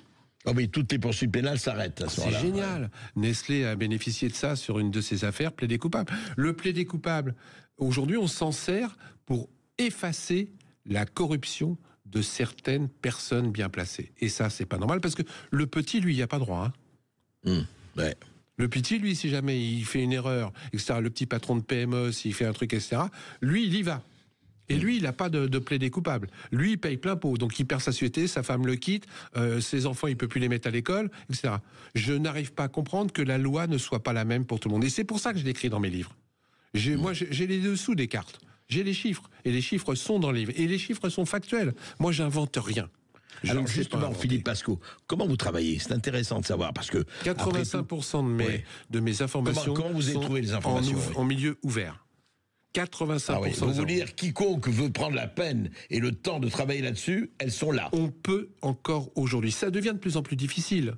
Pourquoi? Peut encore aujourd'hui, par exemple, si moi ou autre, ou quelqu'un qui nous écoute et qui dit je vais creuser ça, il peut le faire. Il faut aller chercher sous la table. Bien sûr. Il faut aller chercher, lire les petits alinéas. Je vais vous en donner un, tiens, que les gens ne lisent pas assez. Oui, donnez. Sur, par exemple, vous savez qu'en 2035, on ne peut plus construire de voitures thermiques. Oui, exact, oui, absolument. Ils vont peut-être repousser à 2036. Ouais. Mais bon, comme d'habitude. Ou 40. Par contre, quand vous lisez le texte de loi jusqu'au bout, ce que moi j'adore faire, il y a un petit alinéa qui exempte de non-construction de voitures thermiques les constructeurs de voitures à moins de 10 000 exemplaires. D'accord. Ça y est, ça parle? Des voitures de collection. Voilà, Maserati, Rolls-Royce, ça. Eux auront toujours le droit d'avoir du thermique et de faire du bruit. Le peuple, non. Le peuple, en 2035, il faudra qu'il s'en aille. Moins de 10 000 exemplaires. C'est dans la loi. Et qui valent 400 000 euros ou 300 000 euros. C'est dans la loi. Et c'est là où je dis que la corruption, elle est là, elle est dans la légalité maintenant. Je vais vous en donner un autre. Allez, allons-y. C'est les cadeaux. Fillon, ça vous parle? François Fillon. Alors, on va parler du vol par ruse. qui était un truc. Le vol par ruse, à un moment donné, à un moment de l'affaire Fillon, ils ont voté une loi en catastrophe qui, en plus, est passée pour une bonne loi. Le vol par ruse, aujourd'hui, était, je vais par exemple, il y avait 10 ans de prescription. Ouais. Je faisais un vol par ruse en 2000, je le découvrais. C'est quoi le vol par ruse? Le vol par ruse, c'est quand vous volez en truandant sans que les gens le sachent. D'accord. C'est par ruse. Faut le dissimuler, d'accord. Quand vous faites des faux, on peut mettre plein de choses dedans, mais ils appellent ça par ruse. Donc il y avait 10 ans de prescription à partir du moment où on découvrait les faits. D'accord? J'ai fait un vol par ruse en 2000, je le découvre, puisque c'est par ruse, en 2010, j'avais jusqu'à 2020 pour la prescription. Donc ça laissait le temps aux enquêteurs de chercher, de trouver les preuves. Et ben ils ont posé une loi où ils ont dit, alors maintenant le vol par ruse, c'est 12 ans de prescription. Et c'était avant? Attends, les gens se sont dit 10 ans avant, 12 ans maintenant, c'est vachement bien. Sauf que quand vous lisez le texte, c'est 12 ans de prescription quand les faits sont découverts, à partir du moment où les faits ont été commis. Je me réexplique. D'accord, oui. 2000, je fais un vol par ruse. 2010, je le découvre. Avec les 12 ans de prescription, je n'ai plus que jusqu'à 2012. J'ai 2 ans. T'as plus que 2 ans au lieu de 10. Mais ils ont annoncé partout que c'était 12 ans. Et les gens ont gobé. Et ça, pour moi, c'est de la corruption passive. C'est de la corruption légale. Parce que ça veut dire qu'il y a plein d'affaires dont on ne peut plus.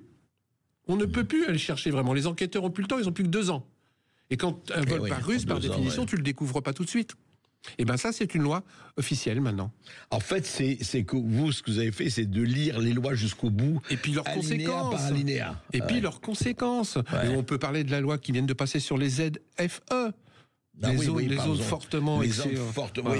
Et donc, vous n'avez plus le droit d'y aller que 10 fois par an et encore. Mais c'est pire que ça, 24 fois par an avec un petit mot. Alors maintenant, il faut que je fasse un mot, etc., pour pouvoir me déplacer pour aller voir ma grand-mère qui est malade à Paris. Non mais c'est un truc de fou. Mais il y a pire que ça.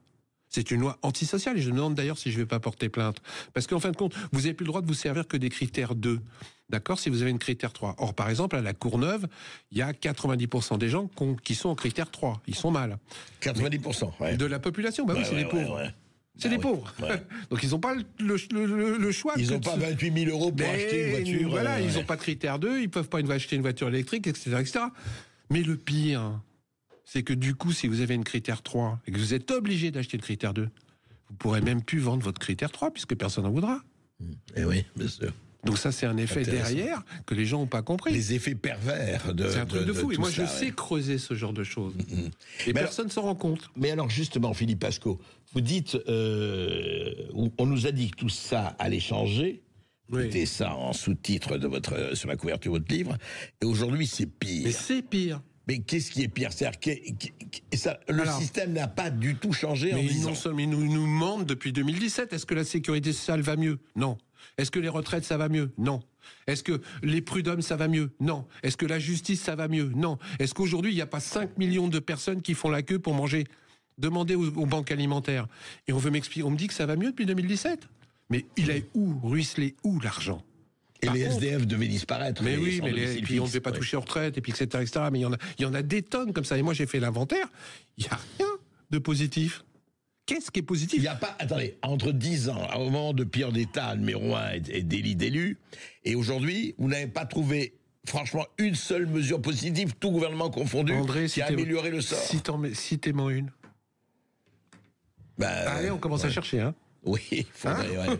non, mais comme ça... Comme ça, il n'y en a pas. Par contre, dans l'inverse, il y en a un paquet. Comment ça se fait aujourd'hui qu'il y a des gens qui gagnent le SMIC et qui dorment dans leur voiture? Alors qu'on m'a dit que ça allait mieux. Comment ça se fait qu'aujourd'hui, il y a des retraités qui sont de plus en plus obligés de prendre un 2e, voire un 3e travail? Parce qu'ils n'ont pas assez de leur retraite. Alors qu'il y a de l'argent. Alors que j'ai cru comprendre que pendant la pandémie, le CAC 40 avait explosé. Les bénéfices avaient explosé. J'ai cru comprendre quelque part que les bénéfices de M. Arnault, de M. Bolloré ont aussi explosé. Je veux qu'on m'explique. d'un côté, il y a un gros paquet d'argent pour quelques personnes, élus compris, et de l'autre, il y a tout le peuple qui crève de faim de plus en plus. Oui, mais alors, attendez, est-ce que vous ne rentrez pas dans le truc? Alors, ils disent, oui, voilà, bon, ok, faites payer les riches. Faites payer les riches, mais vous le savez très bien, c'est une autre discussion, que les riches, ils auront toujours les moyens de partir ailleurs, de s'implanter ailleurs, et que l'État, lui, il grossit de plus en plus. Oui, je suis désolé. Je suis désolé, quand la politique, c'est un petit peu avoir des coronesses. Or, les gens, quel que soit le gouvernement politique, n'ont aucune coronesse. Vous voulez partir? Partez, les enfants. Partez. C'est quoi cette sempiternel chantage à l'emploi? Si jamais vous me donnez de l'argent, je vais supprimer les emplois. Il y a un moment donné, il faut taper sur la table. Non, vous savez, il y a l'économie quand même. Mais l'économie, je veux bien, mais on n'est plus dans l'économie. On est dans l'excès. La différence qu'il y a entre ceux qui crèvent de faim et ceux qui gagnent beaucoup d'argent, il y a un juste milieu. Moi, tu es riche, tu as bossé comme un malade. J'ai un de mes enfants qui est millionnaire. Il bosse comme un fou, c'est normal qu'il gagne beaucoup d'argent. Mais entre beaucoup et trop, il y a quand même une différence. Et gagner beaucoup d'argent pendant que dans la rue, il y a des gens qui crèvent de faim, je suis pas d'accord. Moi, j'ai pas envie d'avoir un pays comme il y a dans certains pays, où tu vois des super immeubles avec des piscines, et quand tu regardes dehors, il y a des favelas. Bien sûr. Les gens qui crèvent de faim, sans eau, sans électricité. Eh ben, on s'y dirige en France. C'est vrai que, justement, Maud Koffler, qui travaille avec moi sur l'émission, me dit qu'en 2022, 9,1 millions de personnes en France vivent sous le seuil de pauvreté. Oui. Mais de plus en plus de gens ne peuvent plus acheter de viande, et de plus en plus de personnes ne savent pas le 5 du mois comment ils vont faire pour finir leur frigo. Et ça, il y a de l'argent. Ça, c'est pas un phénomène de société, c'est pas un phénomène économique. C'est bien qu'il y a quelques personnes qui font des lois, qui font de l'économique uniquement à leur profit. Oui, mais vous avez raison, mais en même temps... et je suis pas communiste, hein. Non, mais je sais, mais c'est quand même intéressant. Je les respecte. Et vous avez le droit d'être communiste, hein. Vous avez le droit d'être ce que vous voulez. Souvent, c'est ce que me disent les gens d'en face. Non, mais Philippe, parce que c'est pas une question de gens d'en face, c'est que c'est intéressant. Vous parlez des pilleurs d'État, mais dites-moi, des tas d'agences, et vous le savez, des agences d'État qui reçoivent des dizaines de millions, des centaines de millions, elles pillent l'État, qui ne servent à rien. Certaines, je ne parle pas de tout, je ne vais pas généraliser. Vous prêchez un convaincu, j'ai pas parlé de McKinsey, j'ai pas parlé d'un tas de gens, etc. Je trouve ça bizarre. Mais même des ARS et compagnie, du Conseil d'État économique et social, etc. D'accord. Alors il faut savoir qu'autour des pilleurs d'État, il y a ce qu'on appelle des courtisans. Il y a ce qu'on appelle des gens qui sont là et qui vivent des miettes de ces choses-là. Et quelles miettes? Et des grosses miettes pour certains. Et c'est vrai que le système n'est pas fait pour taper sur ces gens-là. Je dis toujours, moi, un élu aujourd'hui qui se fait condamner, il a des circonstances atténuantes. Est-ce que c'est normal? Non, c'est pas normal. Eh bien, c'est ce qui se passe aujourd'hui. C'est ce qui se passe tout élu, droite, gauche confondu, qui se fait... Alors, il y a une grande différence. Les petits élus, eux, morflent grave quand ils se font prendre. Les enfants, mais les grands élus, non. J'ai même découvert, et je le mets dans mon livre, que l'inéligibilité est à variable constante selon les élus. Par exemple, les sénateurs, et il y en a un qui vient d'être condamné à une inéligibilité, qui s'arrête juste avant l'élection. Comme ça, il peut se représenter. Selon que vous serez puissant et misérable du jugement de cour. Et encore une fois, je le mets dans mes livres, je mets dans Pilleurs d'État les condamnations de certains élus et de certains grands commis économiques. Ce qu'ils ont fait et à ceux qu'ils sont condamnés. Et dans la page d'après, je mets le même nombre de condamnés, mais chez des petits. Chez quelqu'un, par exemple, qui avait détourné 1 centime d'euro dans le supermarché.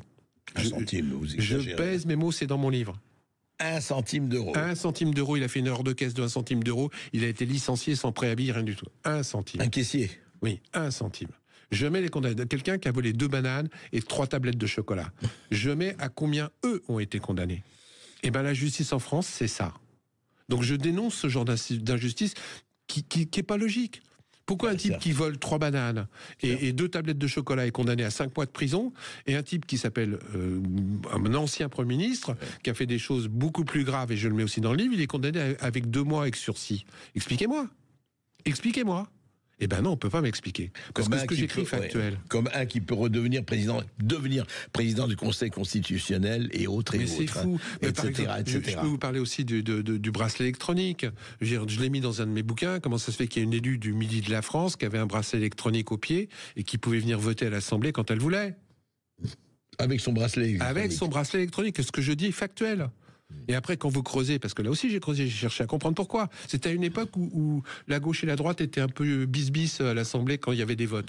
Et elle venait toujours avec le vote d'une procuration de quelqu'un. Donc elle avait 2 voix. Et des fois, les trucs passaient à 2 voix. Et bien bizarrement, elle pouvait venir à l'Assemblée nationale avec son bracelet électronique au pied. Expliquez-moi. Le moindre petit mec qui est condamné, lui, il a un bracelet électronique, il n'a pas le droit de faire plus de 50 mètres de chez lui. Expliquez-moi pourquoi la loi n'est pas la même pour tout le monde. Expliquez-moi pourquoi les juges ont tant de dossiers à étudier, parce qu'on tape sur les juges. Mais les juges, ils n'en peuvent plus aujourd'hui.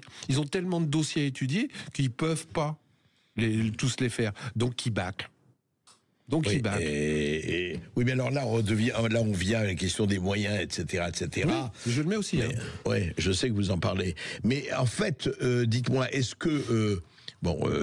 est-ce que vous n'êtes pas aussi de parti pris en disant oui d'accord, faisons payer les riches et pourquoi pas effectivement et diminuons les inégalités. J'ai pas dit faisons payer les riches, faisons-les contribuer un peu plus raisonnablement. Oui, ben ça veut dire faisons payer les riches. Oui, mais moi je suis pour que les riches restent riches. Ouais. Les riches, c'est celui qui travaille, c'est celui qui a les idées, c'est celui qui fait travailler. Vous n'êtes pas pour que tout le monde soit au même niveau. Georges Marchais, c'est bon, au-dessus de 10 000 euros, je prends tout. Non, on n'en est pas là, j'en suis pas là. Mais aujourd'hui, on arrive dans des... C'est Mélenchon, ça. Non, c'est Georges Marchais. Georges Marchais, mais Mélenchon, il est pas mal. Mélenchon, il est pareil aussi. D'ailleurs, vous en parlez juste un mot. Vous avez une grande... je le connais depuis 40 ans, Mélenchon. Ah ben c'est clair, on était dans le même département et il m'a bien allumé à un moment donné parce que je vais oser présenter des gens contre lui, quoi. Donc Mélenchon, c'est le roi de la tolérance à sens unique. Donc, et moi, je le connais depuis 40 ans, puis pas me la faire à l'envers, quoi. Donc, oui, parce que vous avez été, je rappelle, conseiller municipal, vous avez été élu, conseiller régional, président de la formation professionnelle et de l'apprentissage sur toute l'Île-de-France. Les élus, je les ai fréquentés, je les connais. Et je n'ai jamais mis les doigts dans la confiture.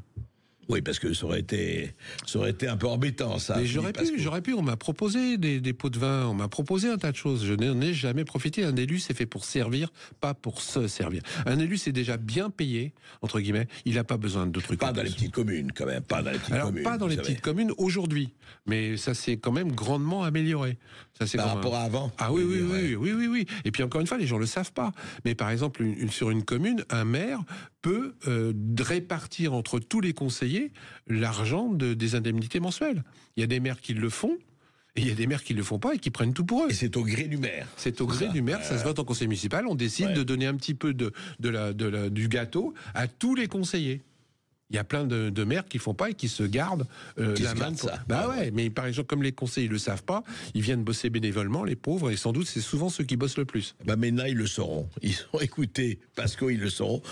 On se retrouve avec Philippe Pasco, pilleur d'État, encore et encore, juste après cette petite pause. Écoutez, vous en apprendrez beaucoup.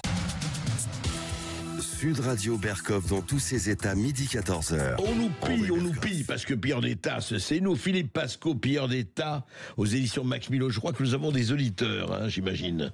Il y a 2 auditeurs, Chantal de Bastia pour commencer. Bonjour Chantal. Bonjour André, bonjour à Philippe Pasco que j'adore. Merci Chantal. J'aime beaucoup ce que vous faites. Alors, je ne suis pas tout d'accord avec vous, mais j'aime beaucoup, vous êtes très pertinent. Alors moi, je voudrais quand même quelque chose qui me chiffonne. Bon, déjà, il faut savoir que c'est les lois, c'est les législateurs, donc ils ne vont pas voter des lois contre eux-mêmes. Ah, c'est clair. Voilà. C'est pour ça que ça vient aux choses dans le Sénat.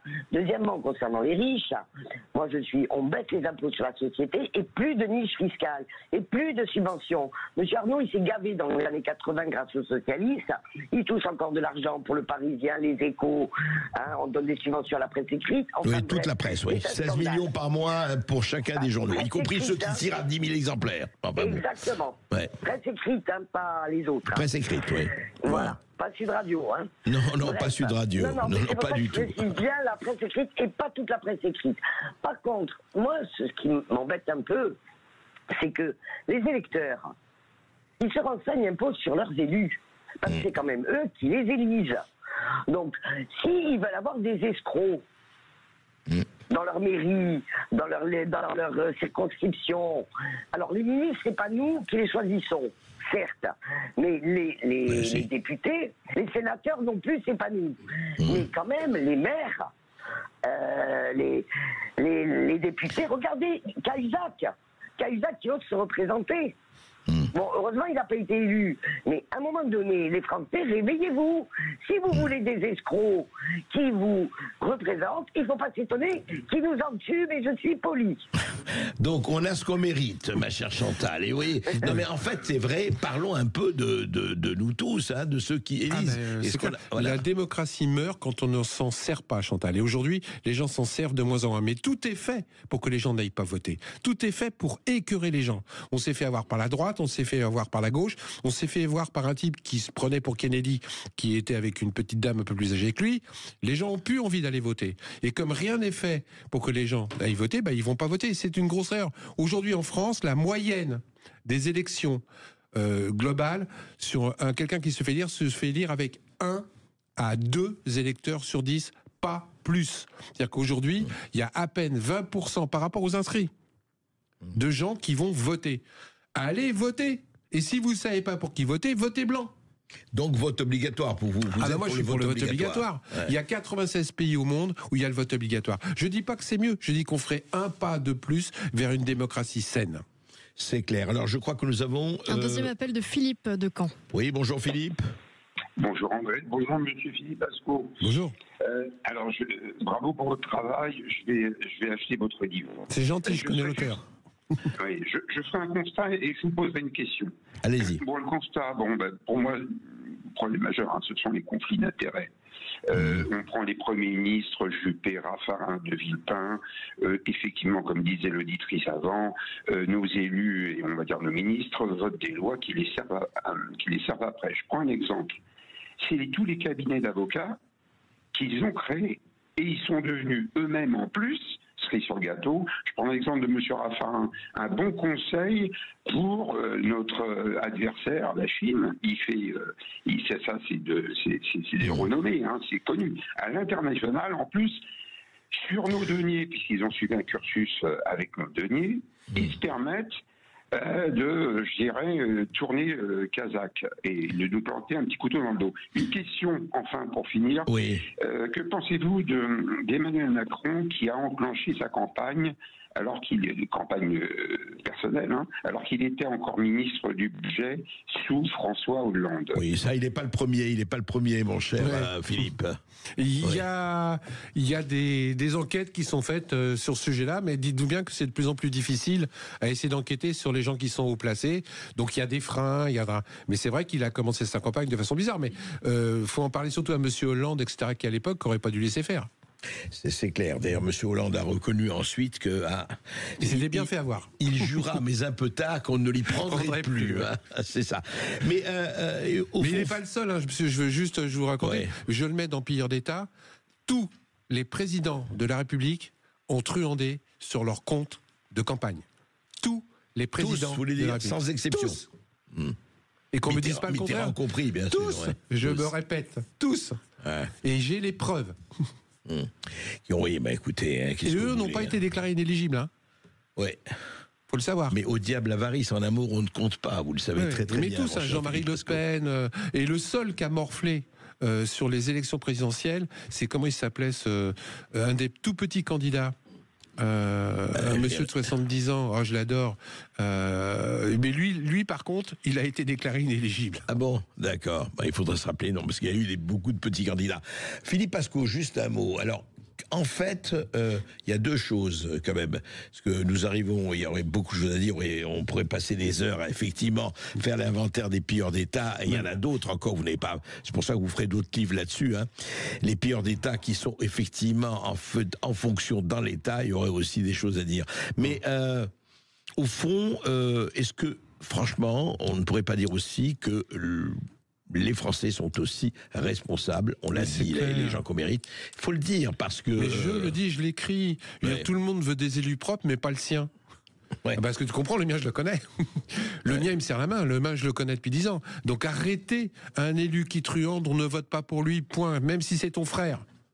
Oui, mais alors le problème, et je ne vais pas citer tel ou tel, juste dernière question, si j'ai un élu, mettons, municipal qui est truand, il a fait des petits ou des pas trop gros tâches, mais il est excellent pour sa ville. Est-ce que je ne devrais pas surmonter ça? Mais oui, il est efficace. Oui, c'est ça. Oui. Balkany, c'est génial, les gens revotaient pour lui. C'est une des villes qui est les plus endettées en France. Donc il faut savoir ce qu'on veut. Alors après, c'est pas les gens d'aujourd'hui qui vont payer, c'est les gens de demain. Un élu qui truande, il n'a pas le droit. Pour voir, quand quelqu'un truande dans votre entreprise, vous le virez. Quand quelqu'un truande dans une endroit, vous le virez. Donc un élu truande, on devrait pouvoir le virer. Et j'ai même allé plus loin. C'est-à-dire qu'aujourd'hui, vous pouvez être déclaré inéligible en tant que député, mais si vous êtes élu ailleurs, vous n'êtes pas inéligible. C'est-à-dire si vous êtes élu ailleurs. C'est-à-dire que par exemple, si tu es conseiller municipal, etc. Là, non, tu n'es pas inéligible. Tu as été inéligible en tant que député, mais pas en tant que conseiller municipal. Ah d'accord, on sépare les deux. On sépare les deux. Ouais. C'est rare, mais ça arrive. Moi, j'arrive pas à comprendre. Hein. Si tu es inéligible en tant qu'élu, tu es inéligible partout. Eh ben non. Et c'est légal. Hein. Donc, Philippe Pasco, vous allez continuer à traquer les pilleurs d'État. Je vais essayer s'ils ne me tuent pas avant. Mais non. Parce qu'à un moment donné, c'est quand même assez chaud pour eux. Je mets dans mon livre quelque chose de très très grave par rapport au ministère de l'Intérieur, par exemple, où depuis 2015, preuve à l'appui, les ministres de l'Intérieur successifs se servent d'un logiciel à reconnaissance faciale sans l'avoir déclaré à la CNIL. D'accord. Sans l'avoir déclaré à la CNIL. Comment les gens d'État peuvent passer par-dessus les lois qui nous les imposent? Encore, ce sera l'un des sujets du prochain livre. Merci Philippe Pasco, et à vous, auditeurs de Sud Radio, de le lire et puis peut-être de prendre vos décisions. Votez. Vraiment, ne restez pas chez vous.